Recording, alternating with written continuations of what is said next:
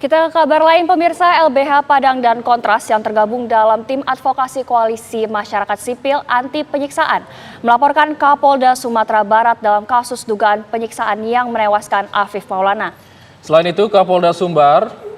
dari Kapolda Sumbar, Kasat Reskrim Polresta Padang dan Kanit Jatanras Satreskrim Polresta Padang juga dilaporkan ke Propam Mabes Polri.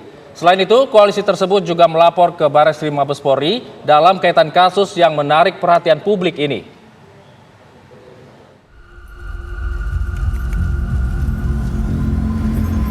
Tim Advokasi Koalisi Masyarakat Sipil Anti Penyiksaan melapor ke Propam Polri atas dugaan pelanggaran kode etik yang dilakukan Kapolda Sumatera Barat Irjen Suharyono. Koalisi yang menjadi gabungan antara LBH Padang, Kontras, dan sejumlah organisasi lainnya juga melaporkan Kasat Reskrim Polresta Padang, Kompol Dedi Andriansyah, dan Kanit Jatanras Satreskrim Polresta Padang. Selain itu, Koalisi Masyarakat Sipil Anti Penyiksaan juga mengajukan permohonan pengawasan insidentil kepada Kepala Biro Pengawasan Penyidik Bareskrim Polri atas proses penyelidikan dan penyidikan dugaan penganiayaan hingga berujung pada kematian Afif Maulana. Pada agenda hari ini, kami baru saja melaporkan dugaan pelanggaran kode etik yang dilakukan oleh Kapolda Sumbar, oleh Kasat Reskrim Polresta Padang dan satu Kanit Jatanras dari Satuan Reserse Polresta Padang. Laporan pengaduan ini berkesinambungan dengan upaya permohonan kami ke Biro Wasidik. Mengapa? Karena selama proses hukum yang dilakukan oleh Polresta Padang maupun Mabes Polri, maupun Polda Sumbar, kami melihat banyak kejanggalan-kejanggalan yang mengarah pada pelanggaran etik.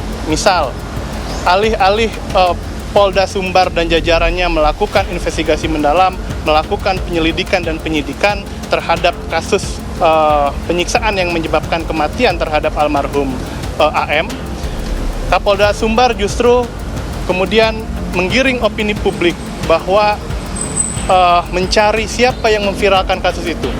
Satu sisi, kami bersama rekan-rekan dari LBH Padang mendorong untuk dilakukan investigasi dan penyidikan mendalam. Itu sebagai pengantar dulu. Serangkaian kejanggalan dalam penyelidikan dan penyidikan kasus kematian Afif Maulana mendorong pelaporan ini dan permintaan pengawasan insidentil kepada Kepala Biro Pengawasan Penyidik Bareskrim Polri. Kasus kematian anak berusia 13 tahun tersebut diharapkan bisa segera menemukan titik terang karena sejumlah kejanggalan yang ditemukan tak bisa diabaikan. Dari Jakarta, Yulinda Tridewi, Mulya Rahman, TV One mengabarkan. Ya, sementara itu LBH Padang menyatakan kejanggalan demi kejanggalan ditemukan dalam kasus kematian Afif Maulana, anak yang diduga tewas disiksa sejumlah polisi.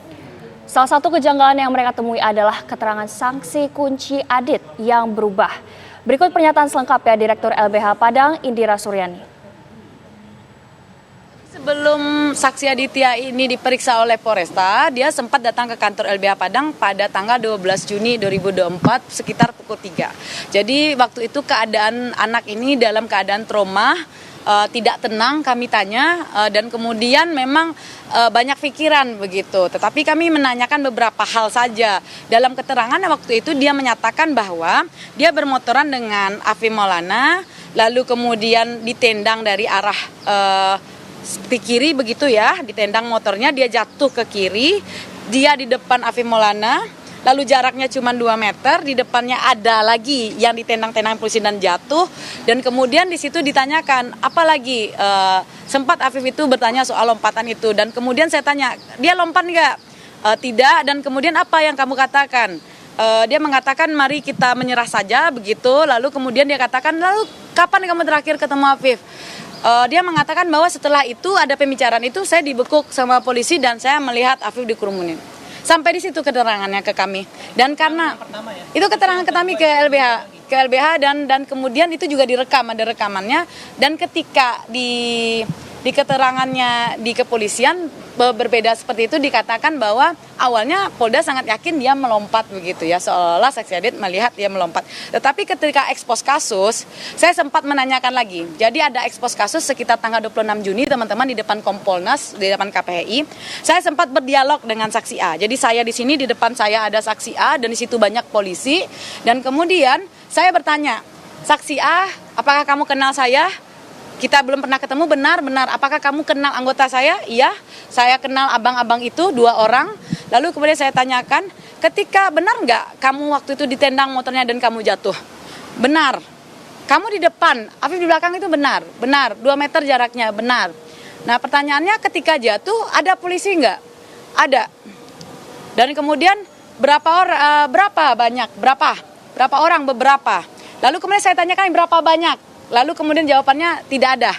Saya nggak mungkin dong melakukan intimidasi terhadap anak, saya hentikan saja, ya sudah terima kasih. Tapi saya tanyakan, terakhir kali kamu melihat Afif Maulana itu kiri jembatan atau kanan jembatan? Kiri. Ingat teman-teman, dari awal keluarga sudah katakan tidak percaya anaknya lompat. Kenapa? Karena jenazahnya itu ditemukan di tengah jembatan. Lalu seolah-olah Polda Sumut mengatakan tidak, dia dari kanan melompat ke peleset. Jadi ada perubahan-perubahan statement seperti itu gitu. Ini ada rekayasa kah, Mbak? Ada dugaan seperti itu, Mas. Makanya kami hari ini melapor ke Propam. Ada atas dugaan rekayasa kasus itu. Dan memang kami tentu sebagai kuasa hukum berharap bahwa Propam segera merespon pengaduan kami.